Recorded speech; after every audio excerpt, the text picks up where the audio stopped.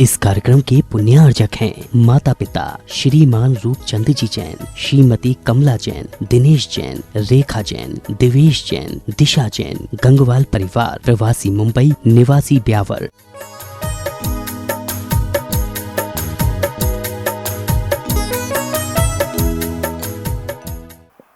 लौकिकता से दूर किंतु दार्शनिकता से भरपूर, आडंबर से दूर किंतु आध्यात्मिकता से भरपूर यह समंतभद्र स्वामी की कृति स्वयंभू स्तोत्र है, जिसके माध्यम से हम जीवन में अपने परिणामों को कैसे विशुद्धि की ओर ले जा सकते हैं, साथ में ही हम इस आत्मा को परमात्मा कैसे बना सकते हैं।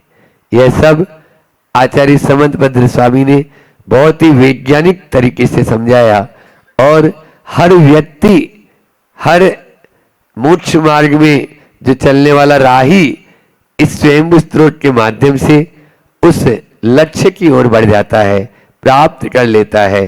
किस प्रकार से हम अपने आप को ऊपर उठा सकते हैं। सुविधिनाथ भगवान नव्य तीर्थंकर की स्तुति करते हुए आचार्य समंतभद्र स्वामी ने कहा कि आपका ज्ञान ही भेद विज्ञान की ओर ले जाने वाला है और आज तक जितने भी सिद्ध हुए हैं वो भेद विज्ञान से हुए हैं। ये शरीर अलग है, आत्मा अलग है।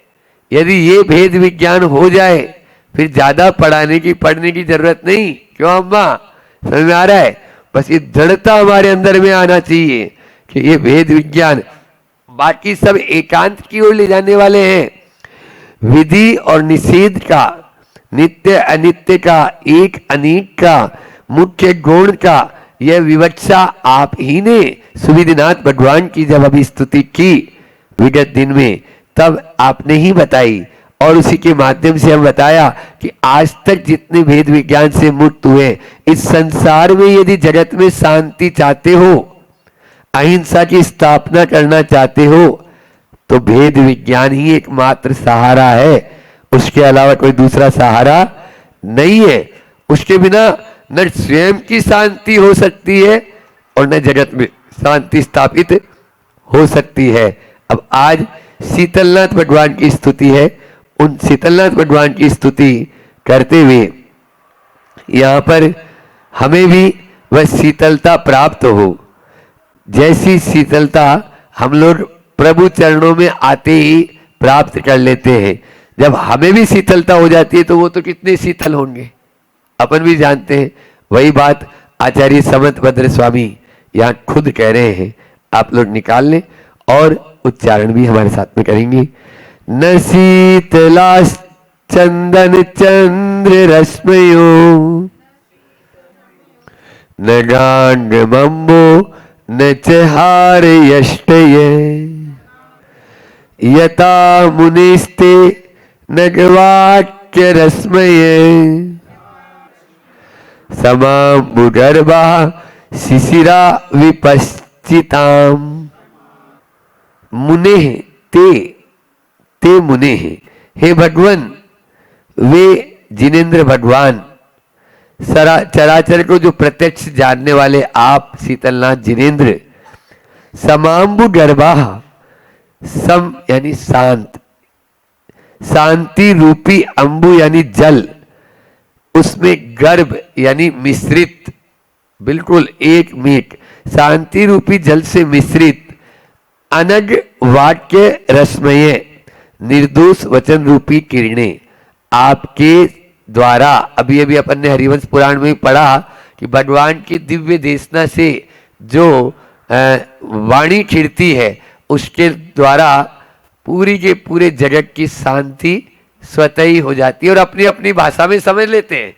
यहाँ पर भी वही बता रहे हैं कि वह निर्दोष वचन रूपी जो आपके मुख से निकले शब्द, विपश्चिताम, हे अपधेय तत्व को जानने वाले, यथा जिस प्रकार शिशिरा शीतल है, वैसा शीतल संसार संताप को नष्ट करने वाली, शांति पहुंचाने वाली।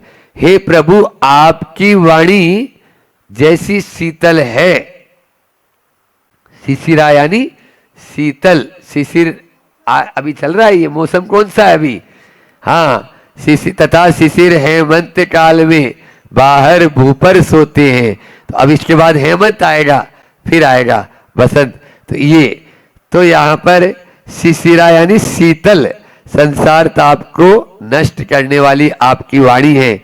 ऐसे वाणी न शीतलास चंदन, चंदन भी ऐसा शीतल नहीं है। जैसी आपकी वाणी शीतल है, ऐसी शीतलता बोलो ना चंदन में भी नहीं है। 4 उदाहरण दे रहे हैं, एक नहीं। फिर दूसरा है कि वैसी शीतलता न चंद्र रश्मय, चंद्र यानी चंद्रमा, रश्मि यानी किरण, चंद्रमा की किरण में भी वैसी शांति नहीं है। आदमी करवटे ही बदलता रहता है। गर्मियों के मौसम में पूर्णिमा की चांदनी, और फिर भी मन में यदि सर्दी का मौसम भी हो और मन में यदि उथल पुथल मची भी है, तो वो चांदनी भी उसको शीतल नहीं कर सकती है। फिर तीसरा उदाहरण और दे दिया उन्होंने, गांग बम्ब, गांग गंगा का अम्ब यानी जल, गंगा का पानी शीतल कहलाता है, लेकिन वैसी शीतलता उसमें भी नहीं जो हे प्रभु आपके वचनों से जैसी शीतलता मिली। और अंतिम दे दिया कि हार यष्टे न शीतलता, यानी यष्टि यानी मोती, मोतियों के हार में भी वैसी एक आध मोती नहीं, बहुत सारे मोती ले लो तो भी मोती ठंडा होता है, लेकिन वैसी शीतलता उनमें भी नहीं है। हे प्रभु आपके चरणों में आने पर हम जैसी शीतलता पाते हैं, वैसी शीतलता न तो चंदन में है, न चंद्रमा की किरणों में है, न वैसी शीतलता गंगा के जल में है, और न वैसी शीतलता मोतियों के हार में है। ये यहाँ पर प्रभु कह रहे हैं। ध्यान रखना, जब अग्नि जो होती है, अग्नि वो 5 प्रकार की होती है। कितने प्रकार की? 5 पंचाग्नि होता है ना, तो हाँ 5 प्रकार की अग्नि, उसमें से 4 अग्नि अपनी काम की नहीं, 5वीं अग्नि आप लोग तपो। समझ में आ रहा है? ये तपना है तो कौन कौन सी? तो एक होती है दावाग्नि, है ना, जंगल की आग, बड़वाग्नि समुद्र की आग, जठराग्नि पेट की आग, और कसायाग्नि जिसको कामाग्नि भी बोल देते हैं, क्रोधाग्नि भी बोल देते हैं। ये कसाई की अग्नि ये भी जला डालती है, सुखा डालती है आदमी को, किसी भी जानवर तक को भी, आदमी क्या प्राणी मात्र को। तो ये 4 अग्नियां कोई काम की नहीं। और 5वीं अग्नि कौन सी है? ध्यानाग्नि। ध्यान रूपी अग्नि को प्रज्वलित कर लो, फिर आपको जो है हमेशा शीतलता ही शीतलता मिलती चली जाएगी। बस हमारे अंदर में बस शुभ ध्यान की अग्नि प्रज्वलित हो जाए, तभी हम कर्मों का क्षय कर देंगे। और जैसे ही कर्मों का क्षय करेंगे, वैसे ही हम अपने आप में स्थिर हो जाएंगे। भटकने की आवश्यकता नहीं है। इसलिए हम केवल बाहर बाहर में ही भटकते रहते हैं। पूर्णमती माता जी ने बहुत सार्थक पंक्तियां लिखी है नव देवता पूजा में कि प्रभु काल अनादि से जग का संताप सहा, अब सहा नहीं जाता, यह भी तो द्वेष महा, इस द्वेष की ज्वाला को अब शांत करो स्वामी, नवदेव शरण आया, शरणा दो जग नामी। पढ़ते हो ना आप लोग? ये है कि द्वेष की, राग और द्वेष की अग्नि में पूरा संसार जल रहा है, और हम भी यदि वही करेंगे तो हम भी जलेंगे। ऐसा तो है नहीं कि भारत वालों के लिए छूट हो जाए और विदेश वालों के लिए जो है जला डाले। यहाँ पर ऐसा कोई बेटी व्यवहार नहीं है, सबके लिए एक सही है। पाप तो यहाँ करो चाहे वहाँ करो, सुबह मूलाचार में था ना, कहीं पे भी करो वह पाप ही कहलाएगा। बल्कि जो ऊंचे पद पर बैठकर यदि नीचे की भूमिका में आएगा तो उसके लिए ज्यादा बंद हो जाएगा। तीव्र बंद ज्ञाता ज्ञात भावाधिकरण वीर्य विशेष तद विशेष है। पाप में भी लगा लेना और पुण्य में भी लगा लेना। आप जितने तीव्र भावों से, मंद भावों से, ज्ञात भावों से, अज्ञात भावों से, शक्ति के अनुसार, बिना शक्ति के अनुसार, ये जैसा भी आप करोगे वैसे ही मंत्र को प्राप्त हो जाएंगे। इसलिए हमें शीतलता चाहिए तो बस प्रभु चरणों में आ जाओ, वही शीतलता है। बाकी अन्यत्र कहीं पे भी जाएंगे तो हमें शीतलता नहीं, वह मिल ही नहीं पाएगी। अच्छे अच्छे राजा महाराजा भी जो है लास्ट में वैराग्य को प्राप्त हो गए कि अब भैया ये जो दाह है वो ठीक नहीं हो पा रहा है, तो इसको हम सीधे सीधे वैराग्य की ओर चलो। और वैराग्य में जाते ही वो सब दाह अपना आप ही ठीक हो जाता है। इसका पद्यानुवाद भी बहुत सुंदर आचार्य भगवंत ने लिखा है। ना तो मलिया चल चंदन, और बहुत महंगा आता है, सबसे महंगा चंदन का नाम होता है मलियाचल, मलियाचल का। ना तो मलियाचल चंदन और चंद्र चांदनी शीतल है, शीतल गंगा का भी जल नहीं, मणि में माला शीतल है। हे मुनिवर तब वचन किरण में, प्रसम भाव में नीर भरा, शीतल तम है बुध जन जिसका, सेवन करते पीर हरा। बस जो विद्वान उसको पी लेंगे, उसका सेवन कर लेंगे, उसका पान कर लेंगे, तुरंत उनकी प्यास बुझ जाएगी, बस कष्ट हर जाएंगे। पीर हरा, पीर यानी वह कष्ट को हरने वाली होती है। अब आगे के में भी यही उस शीतलनाथ, उन शीतलनाथ भगवान के जो वचन हैं उनका क्या प्रभाव हमारे ऊपर पड़ा वो भी यहाँ पर बता रहे हैं। सुखा बिलासा नलदा है मूर्छितम,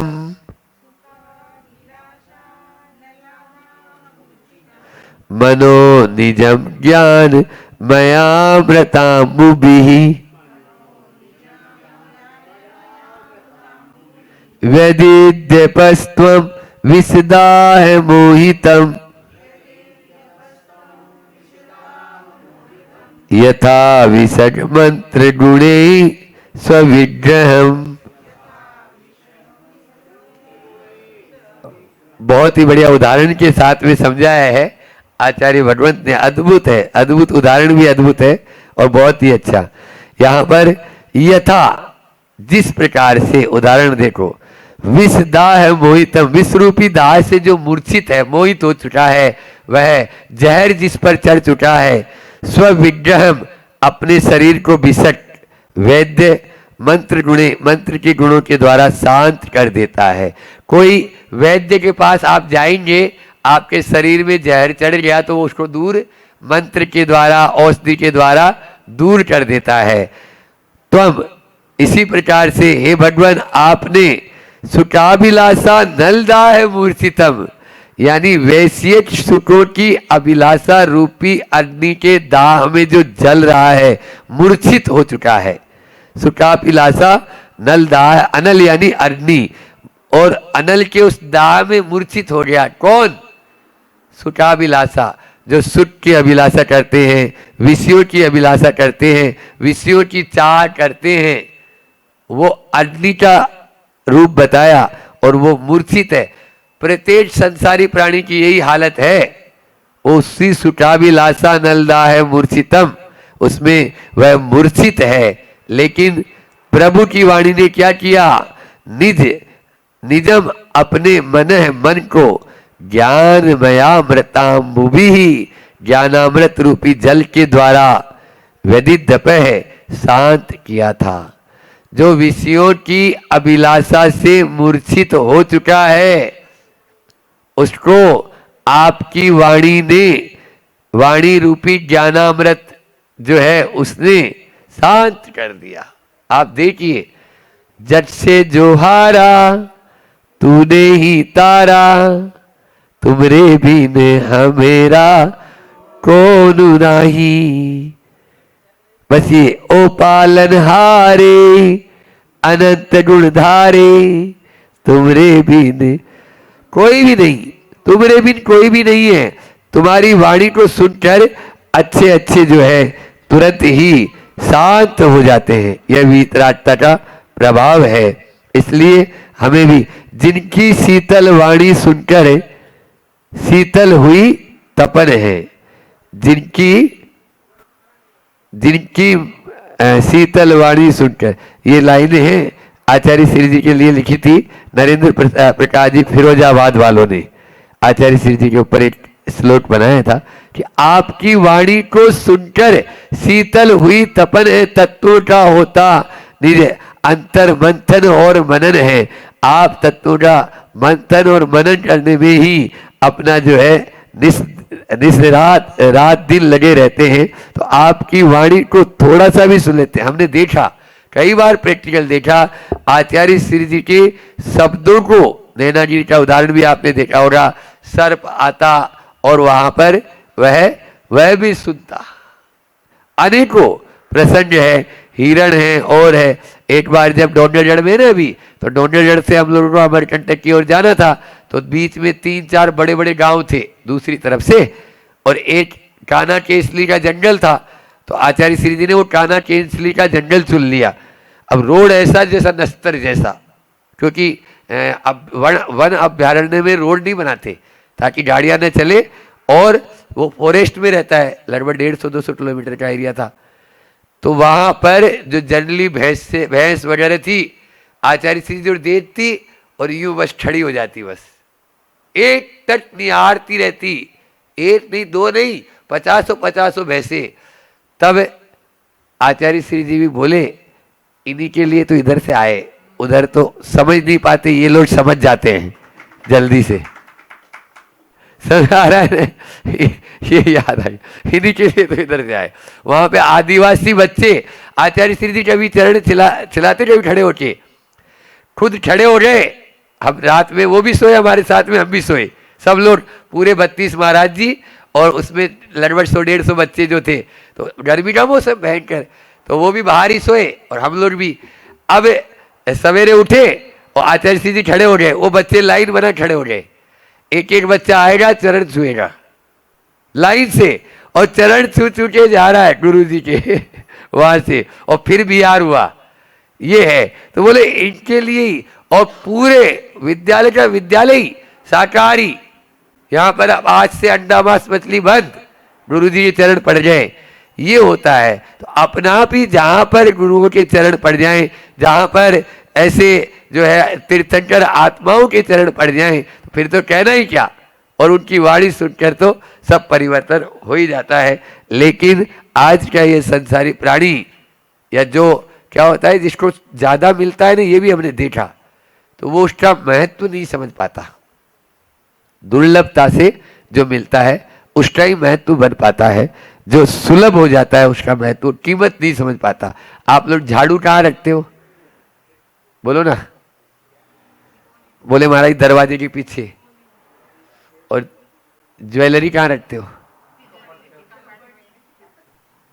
कपाट के अंदर भी कपाट होता है, समझ आ रहा है? इसलिए तो ये दुर्लभ मानव जीवन मिला है, इसका महत्व आंट लो तो आपको वो ज्वेलरी वाली बात हो जाएगी। अभी इसको झाड़ू की तरह यूज में ले रहे हो, दरवाजे की ओट में रखी हुई है, क्योंकि आपको इसकी कीमत ही समझ में नहीं आई। जिस दिन समझ में आ जाएगी उसी दिन आप उसको उठा के कहाँ रख दोगे? बोलो ना। हाँ, मन मंदिर में, तो उसी को रखना है। आचार्य श्री जी कहते हैं, नाड़ हिलती लार गिरती किंतु तृष्णा युवती।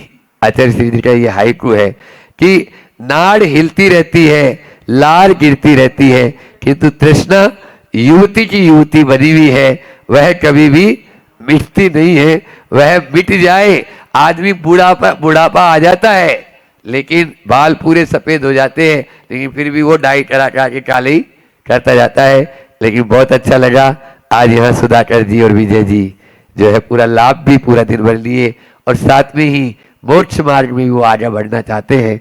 और हो सकता है 24 तीर्थंकर होते हैं और 2024 चल रहा है, और वो भी तीर्थंकरों के साक्षात मार्ग को अपनाने वाले हैं। ऐसे सुधाकर जी के लिए बहुत बहुत अच्छे से आशीर्वाद भी है। आगे बढ़े, मोक्ष मार्ग में बढ़ना बहुत अच्छी बात है, विचार भी करना बहुत अच्छी बात रहती है। कर्मों का क्षय होता है, इसी के माध्यम से हम क्षय करें, ऐसी ही भावना के साथ में उनकी दीक्षा शीघ्र अति शीघ्र हो, इसी भावना के साथ में बोले अहिंसा परमो धर्म की। हम सब जीवन को सुंदर और अच्छा बनाने का प्रयास करते रहते हैं। अपना जीवन अच्छा हो, सुंदर हो, इसी के लिए अभी यहाँ पर अपन बैठे कि हमें कुछ नया सीखने को मिले। कल की बात को रिपीट कर लें ताकि भूमिका भी बन जाएगी और एक कहानी के माध्यम से कि ऐसा हुआ, एक बार समंतभद्र आचार्य महाराज सबके बीच में बैठे थे और उन्होंने पूछा कि ये बताओ इस संसार में सबसे ज्यादा शीतल कौन सी वस्तु है। जैसे यहाँ पर किसान लोगों ने भी तुरंत बोल दिया, ऐसे ही वहां पर भी एक सभा में किसान बैठा था। वो किसान खड़ा हुआ और बोले गंगा मैया का जल बहुत शीतल, गंगा नदी का शीतल जल है। तो गंगा का जल सबसे शीतल।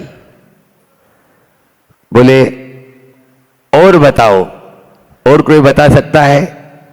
तो दूसरे ने कह दिया कि चंद्रमा की जो चांदनी होती है वो बहुत शीतल है, वो बहुत शीतल है।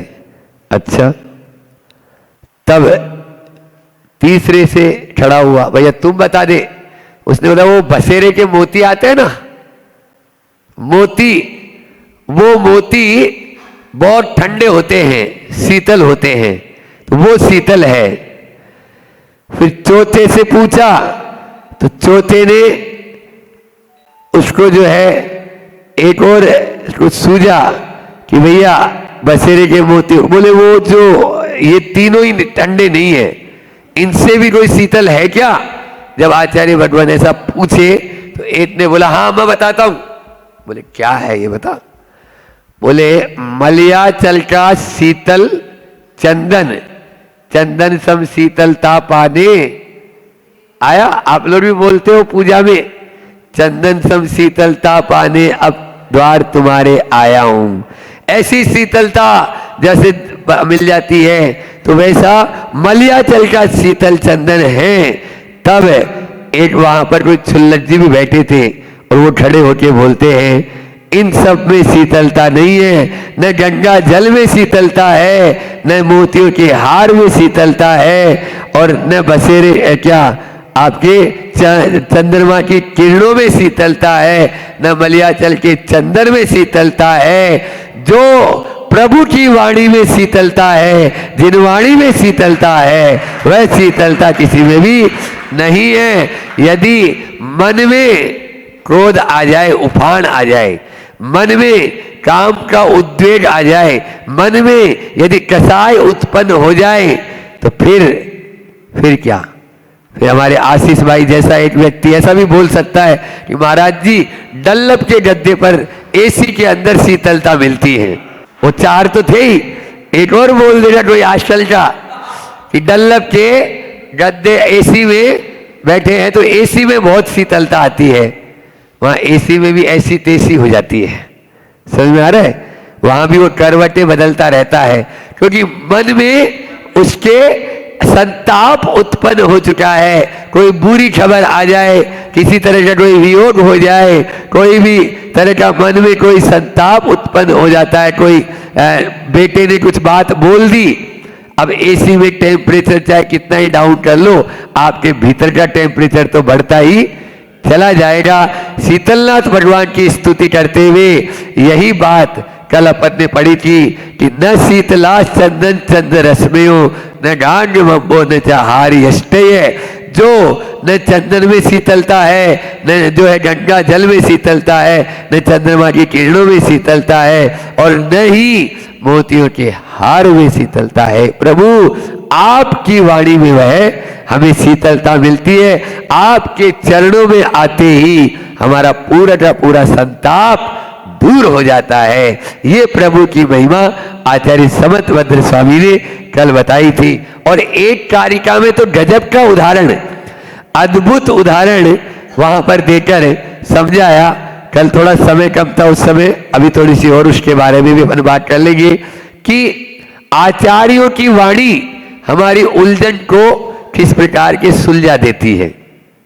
वहां समर्थभद्र स्वामी ने स्तुति करते हुए शीतलनाथ भगवान की दूसरे श्लोक में कहा कि आपके जैसे जिस प्रकार से कोई वैद्य होता है, वो वैद्य जो है किसी विष से मूर्छित हुआ यदि कोई प्राणी आता है तो तुरंत मंत्र के माध्यम से, औषधि के माध्यम से, उपचार के माध्यम से वह उसको निर्विष कर देता है।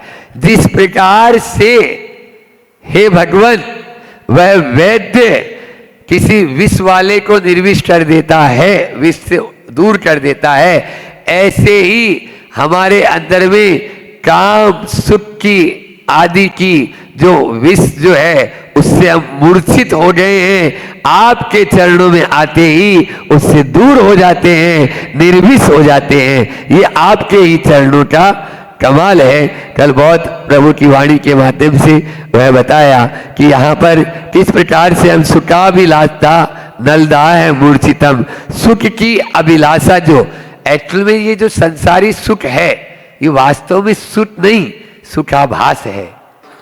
पहला रसगुल्ला आप कई 2-4 साल में खाओगे तो एक रसगुल्ला खाओगे तो आपको ऐसा लगेगा वाह क्या अच्छा है।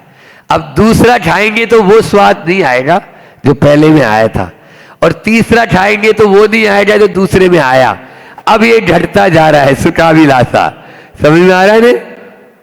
सुखाभिलाषा नलदा है मूर्छितम, यानी इस अभिलाषा की दाह है हमको मूर्छित किए हुए है। वंस मोर, एक बार और, वंस मोर, एक बार और। इसी के अंदर आदमी गाफिल होता चला जा रहा है, गाफिल होता चला जा, वह छूट ही नहीं पा रहा, उससे बाहर निकल ही नहीं पा रहा है। यही ये मूर्छा कब दूर होगी? जब आप शीतलनाथ भगवान के चरणों में आ जाओगे तब ही जाकर यह मूर्छा दूर हो सकती है। आचार्य भगवान ने बहुत अच्छा यहाँ पर दूसरे श्लोक के माध्यम से कहा कि हम उस विषयाभिलाषा जो है उससे, क्योंकि आप लोग जब पूजन पढ़ते हो ना 10 लक्षण की, उसमें भी संसार में विषयाभिलाषा तजी गए योगीश्वरा, और ध्यानते धर्म की पेड़ चढ़कर शिव महल में पग धरा। वह शिव महल में यदि आप पांव रखना चाहते हो, उस मोक्ष महल में आपकी, सुबह में बोल रहा था ने क्लॉक, उसमें लास्ट में की, तो यदि आप मोक्ष महल की चाबी चाहते हो, बड़ी विडंबना है आदमी को कि चाबी तो है तो ताले का पता नहीं है, और ताला है तो चाबी का पता, वो चाबी दूसरी लेके घूम रहा है। समझ में आ रहा है? हाँ। एक बार ऐसा हुआ, एक शराबी था, शराब के नशे में धुत, अब पहुंचा अपने मकान के पास और बड़बड़ाया, पत्नी को उठाया, पत्नी ऊपर थी, ऊपर से चाबी फेंक, तो उसने चाबी का झुमका नीचे फेंक दिया। अब शराब के नशे में क्या होता है, तो उसने चाबी उठाई, तो बोले चाबी लगाता गया, सारी चाबियां लगा ली, जब नहीं खुला, अरे चाबी नहीं ताला दूसरा दे दे उससे। तो आज के इंसान की ये सारी स्थिति उसकी है, विषयाभिलाषा में वह इतना मूर्छित है कि या तो वो ताला बदलने में लग जाता है या चाबी उसको पता नहीं चल पा रही है। जब तक चाबी का सही पता नहीं, अरे संत कहते हैं अपने पास में एक ऐसी मास्टर की रखो कि जिस ताले पर लगाएंगे वही ताला खुल जाएगा, मोक्ष महल में प्रवेश आपका हो जाएगा, तभी मोक्ष महल में प्रवेश हो पाएगा। बस यह है सम्यक दर्शन, सम्यक ज्ञान और सम्यक चारित्र, ये की है। समझ में आ रहा है? ये की है, और इस रत्नत्रय की को आप भी ले लेंगे तो जहां पर लगाओगे वही फिट हो जाएगी। चाहे लोनारा में लगाओ चाहे हथनूर में लगाओ, कोई फर्क पड़ने वाला नहीं, ताला तो खुल के रहेगा। कि दार्शनिकता से भरपूर है यह स्वयंभू स्तोत्र, आडंबर से दूर है यह स्वयंभू स्तोत्र, और जैन दर्शन का नूर है यह स्वयंभू स्तोत्र, और 2400 तीर्थंकर की स्तुति के लिए मशहूर है यह स्वयंभू स्तोत्र। इस स्वयंभू स्तोत्र में 24 तीर्थंकर की स्तुति है। यहां पर नूर मुझे लेना था, इसलिए जैन दर्शन का नूर है स्वयंभू स्तोत्र। और आज हम कहां पर बैठे हुए हैं अभी? हत नूर, समझ में आ रहा है? हत यानी हाथ और नूर यानी हाँ, मतलब एक बहुत अजीब बढ़िया चीज आपको हाथ मिले ना। अभी एक शंका समाधान में प्रश्न पूछा था मेरे से कि महाराज जी ये जो हाथ की रेखाएं देखते हैं ये कहां तक सत्य है? हथनूर वालों सुन लो, हाथ की रेखाएं देखते हैं ये कहां तक सत्य है? मैंने कहा भैया तू कह रहा है कि हमारी रेखाओं में भाग्य या तकदीर लिखी हुई रहती है हाथ में। अरे भाग्य या तकदीर तो उनकी भी होती है जिनके हाथ ही नहीं होते। तो हथनूर शब्द खुद बोल रहा है आपसे कि आपके हाथों में वो नूर यानी कमाल है जिसके माध्यम से आप यदि काम करना चाहो तो आप एक दिन में पैसा नहीं, गंगा, हमारा भारत का अंदर में सोने की चिड़िया क्यों बोला जाता था? क्योंकि यहाँ पर सोने की या दूध की नदियां और क्या बोलते हैं घी की नदियां, दूध और घी की नदियां बहती थी। गौशाला वाले बैठे हुए हैं गौ माता के बचाने के लिए। इसलिए मैं इस बात को लेके आया कि आज रोटी, कपड़ा और मकान, तो कपड़ा और मकान दूसरे लोग बना रहे हैं। तो हथनूर को आपको संभालना होगा, तभी आप आगे बढ़ पाएंगे। इस चीज को अपने दिल और जेहन में बैठाओ ना। हम आपसे नहीं, केवल इस गांव से नहीं, सबको बोल रहे हैं। आज दान के क्षेत्र में हम कंगाल हो जाते हैं। और हमारे आचार्य समंतभद्र स्वामी ने रत्न कर्ण श्रावकाचार्य में कहा कि यदि तू ऊंचा उठना चाहता है, तो उच्च कुल में बढ़ना चाहता है, तो और सुंदर रूप को प्राप्त करना चाहता है, इसलिए हमारा पूर्व कर्म ऐसा था जो हम यहाँ जैन कुल में आए। कम से कम अब अपना ऐसा कार्य हो जिसके माध्यम से अपना आगे का कुल बढ़िया हो। यहाँ पर आचार्य समंतभद्र स्वामी भी ऐसे ही अपन को संबोधित कर रहे कि मूर्छा को दूर कर, सोते सोते में निकल गई तेरी। अभी ये बताओ यहाँ पर जितने लोग बैठे वो सो रहे हैं या जाग रहे हैं? अपन पहले श्लोक लेते हैं, फिर उसके बाद में आगे का। स्वजीवते काम सुखे च तृष्णया दिवा समार्ता निशिसेरते प्रजा। ये पुस्तक दी थी ना आपको, खोल कर उसमें देख सकते थे, कोई बात नहीं। त्वमार्य नत्तम दिवम प्रमत्तवान न जागरेवात्म विशुद्ध वर्तमनी। यहां पर प्रजा, लौकिक जन, आप सब बैठे हुए यहां पर, स्वजीवते अपने जीवन से और काम सुखे, अपनी इच्छाओं की पूर्ति के लिए, अपनी कामनाओं के सुख के लिए, तृष्णया, तृष्णा से, दिवा, दिन में, समार्था, सेवा, कृषि आदि से कष्ट जो उनको होता है उसको बोलते हैं श्रमार्था। श्रम के आर्थ यानी श्रम कर लेते हैं तो थक जाते हैं, तो दिन में तो थक गए, और निशी रात्रि में सेरते सो जाते हैं।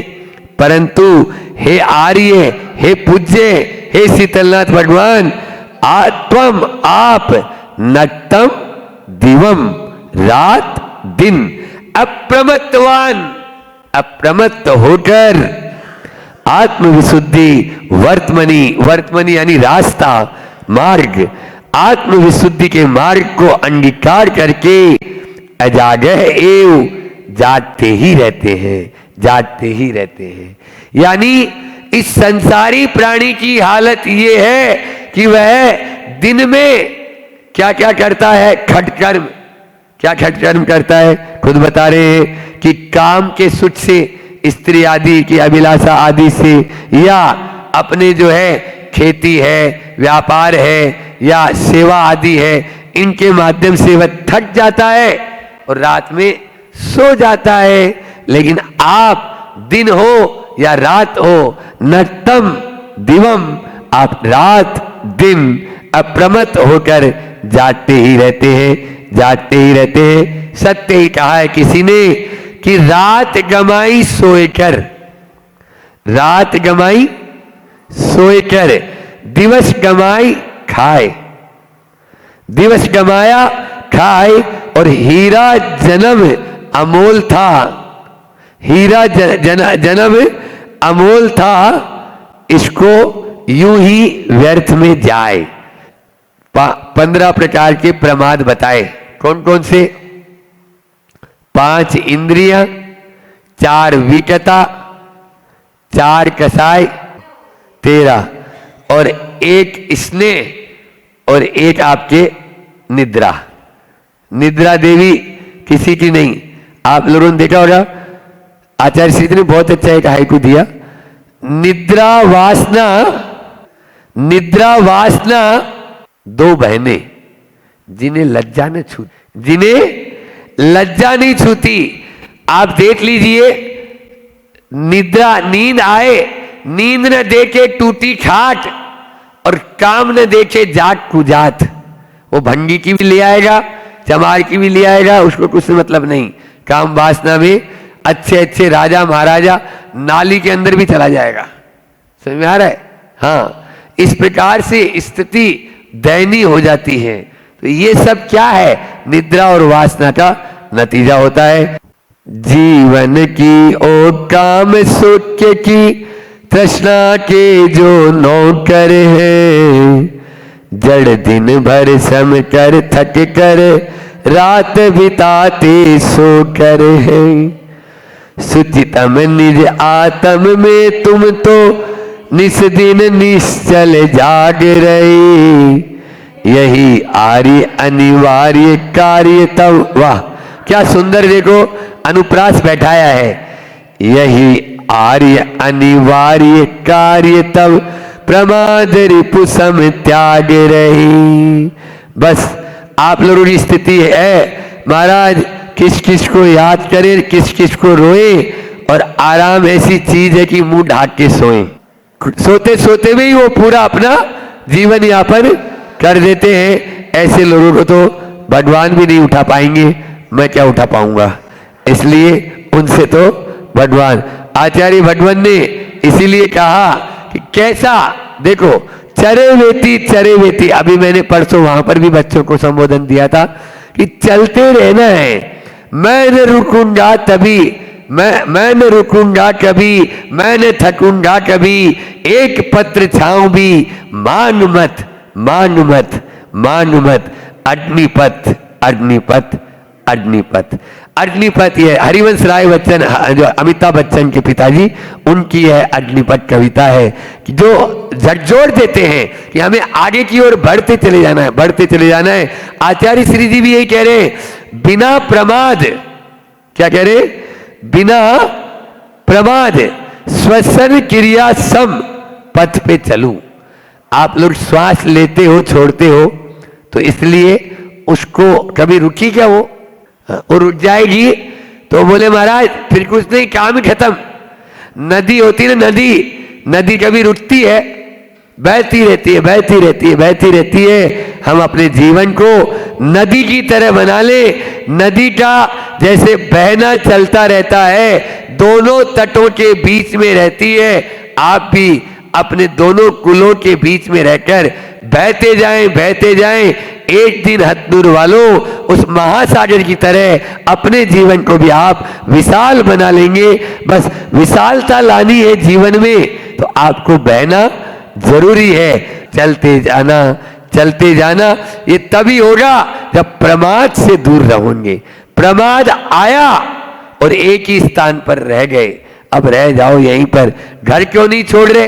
रोटी और कपड़ा और मकान, ये तीनों मिलेंगे घर छोड़ते ही आपको। मूड मुड़ा है तो आराम से, लेकिन आप लोग हिम्मत ही नहीं कर रहे हो।